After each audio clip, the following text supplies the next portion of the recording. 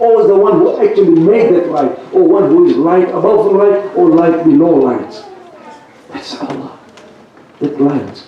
And that light that we need to feel as human beings. Light upon light.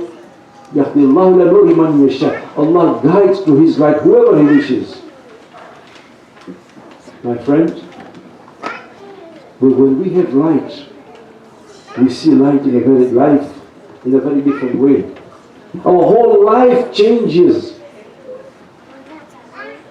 There's a very beautiful hadith from the Prophet where he says, اتقوا فراسة المؤمن. Be aware of how a mu'min sees. فإنه ينظر بنور الله. Because he or she sees with the light of Allah subhanahu wa ta'ala. The true mu'min doesn't see with ordinary light.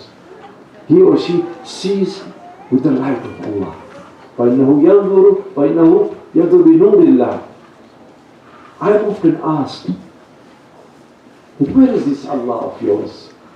You keep telling us about God, about light, about Allah. Where is He to be found? Again, we go back to the Quran. You want to find the answers? Look back to the Quran. That's why I say we've hardly ever done justice to the Quran itself. Because the Quran tells us where to find Allah. You remember on the Laylatul Qadr, we recite 3 surahs, right? Surah Ankabut, Surah Rum and Dukhan. In Surah Ankabut, the very last verse, if my memory serves me right, verse 62, Allah says, وَالَّذِينَ جَاهَدُوا فِينَا لَنَهْدِيَنَّهُمْ سُبُلَنَا. That those who do jihad, those who strive towards us, we will most certainly guide them. Allah doesn't say we'll guide them, we'll most certainly. This is called Nun al-Ta'akid. A special kind of noon in Arabic grammar, will most certainly guide them. But the verse doesn't end there. Inna Allah ma'al muhsinin. Allah is with those who do beautiful deeds. In other words, wherever there is goodness, wherever there is virtue, you'll find Allah. Allah doesn't say that He loves those who do beautiful deeds. Inna Allah ma'al. He is with those who do beautiful deeds. In other words, wherever there is virtue, wherever there is goodness, there is Allah. Where there is lack of virtue, you don't find Allah. I don't know about you, many a time I read the Quran, I finish going from cover to cover, and then I go and start again. What I have found personally, I don't like to personalize this, but I want to share it with you because I hope that we can do the same thing. The more we read the Quran, the more the Quran opens itself in front of us. I said, I've read this verse, but I never thought of it in this way. Why should I do beautiful deeds? Why should I be nice to people? That's the question. What is it that tells me that I should do good? I found this verse which I read many times, but when I read it recently, I said, oh my God, I never thought of beautiful deeds in this way. The verse is very simple. It's in Surah number 28, Surah Al-Qas, verse 77. Allah says, He says that you should do good deeds. وَأَحْسِنْ كَمَا أَحْسَنَ اللَّهُ إِلَيْكَ. That do beautiful deeds because Allah has made you beautiful. Allah has put beauty within you. Just as Allah has been beautiful to you, has done good to you, you should do good to others too. In other words, it's within us to do beauty to others. When we do evil, we are going against our nature. It's within us. The Quran reminds us. Sallu ala Muhammad wa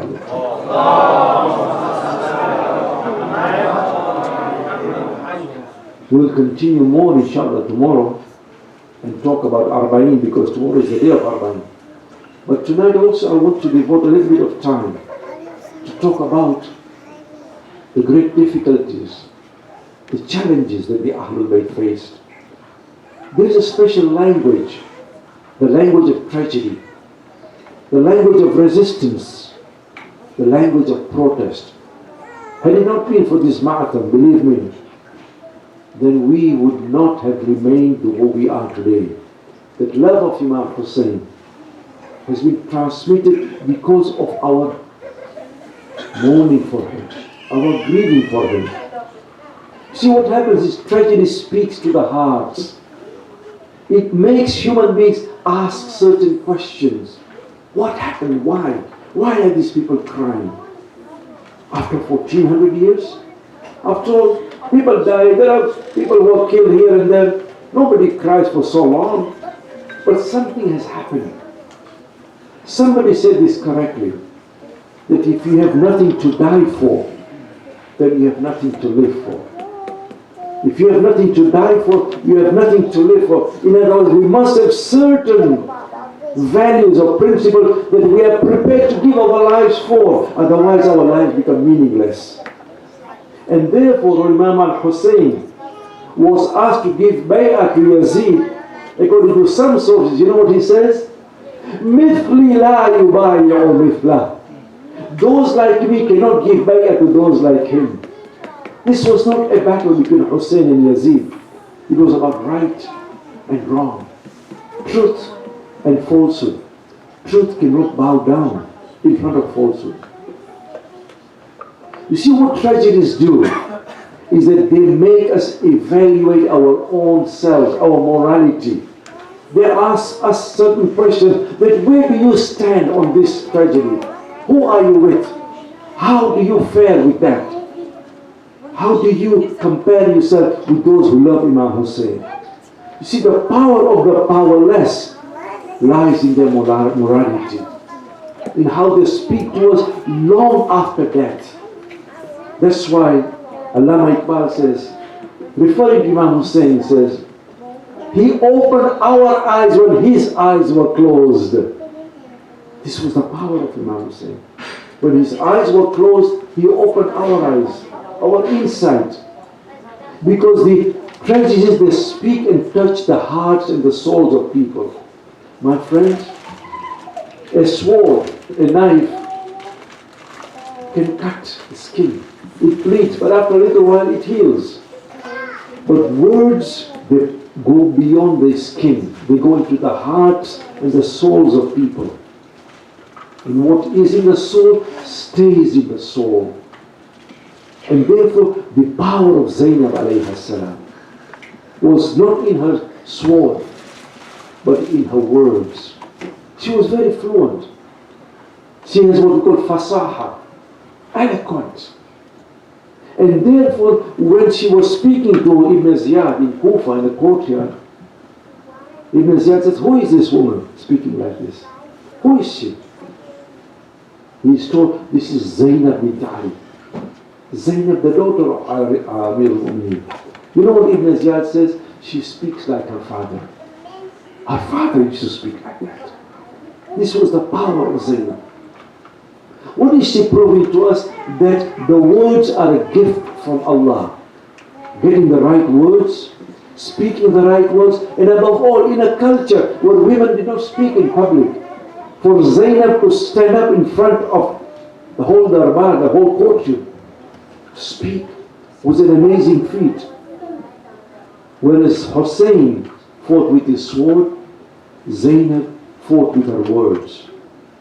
We cry not only for the death, but also because of the wrongdoing. Because the truth was sacrificed that day.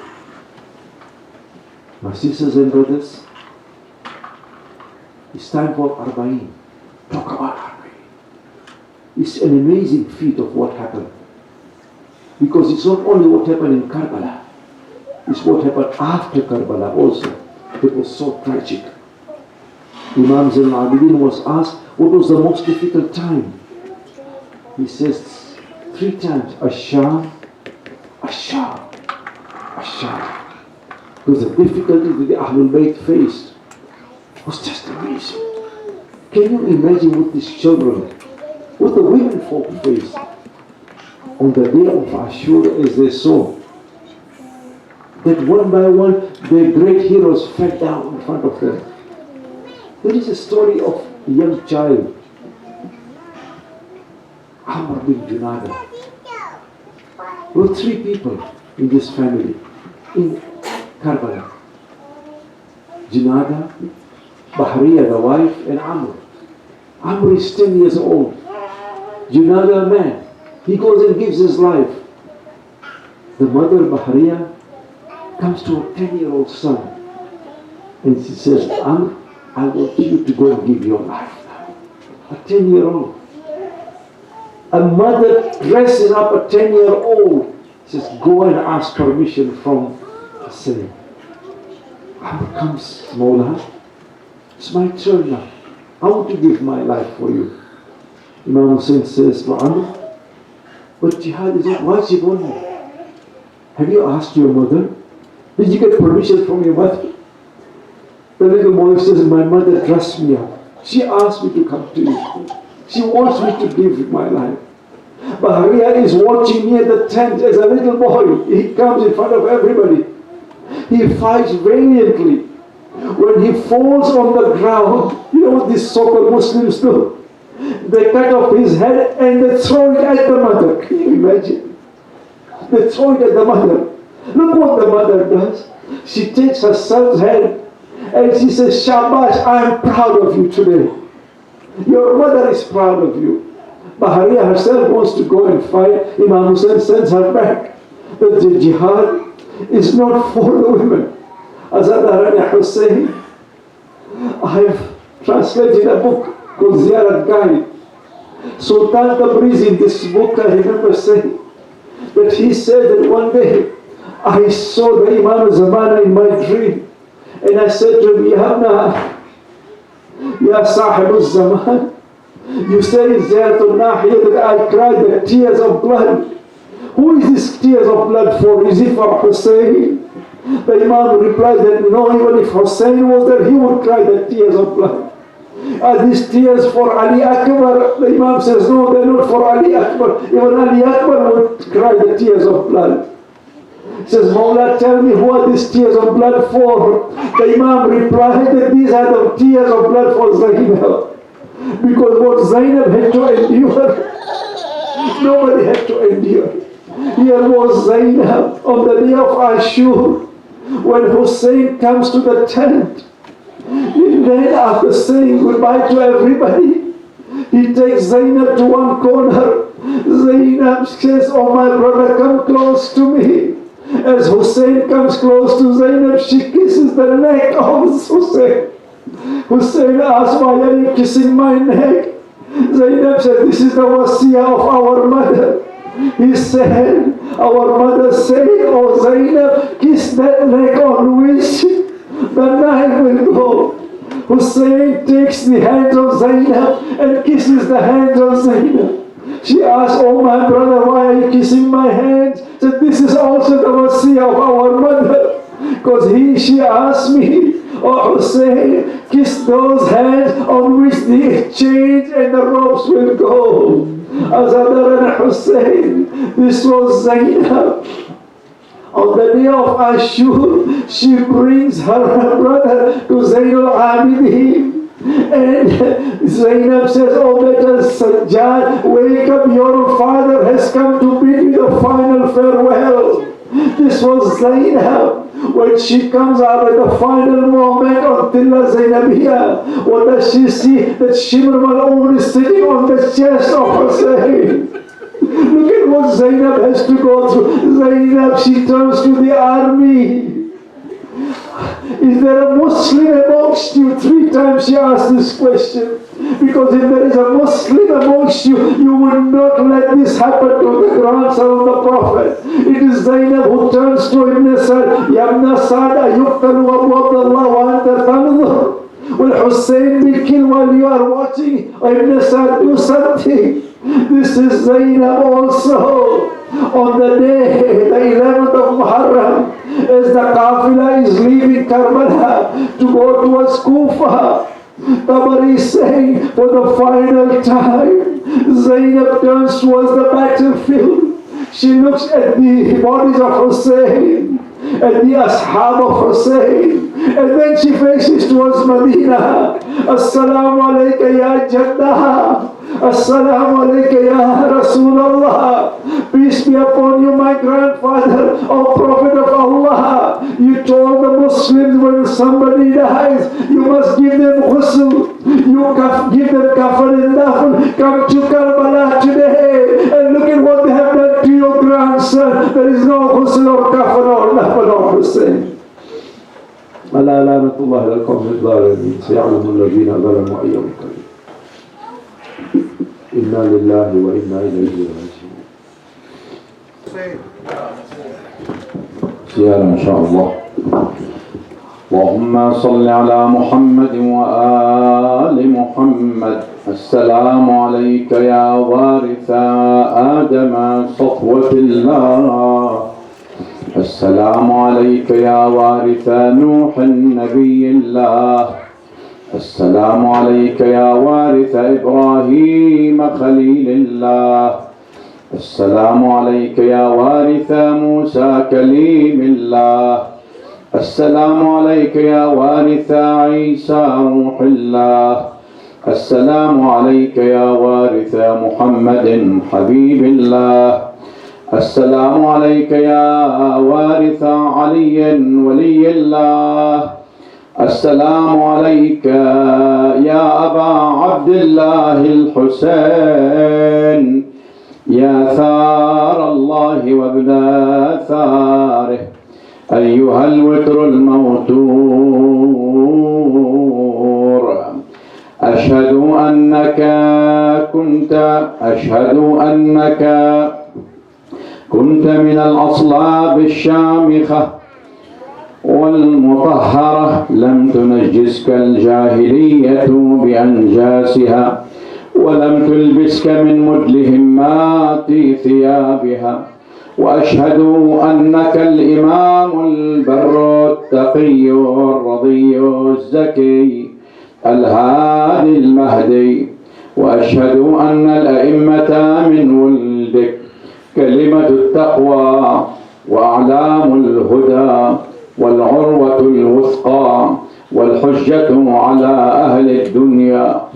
والسلام عليك يا سيدي ومولاي وعلى جدك وأبيك وأمك وأخيك والتسعة المعصومين من ذريتك وبنيك.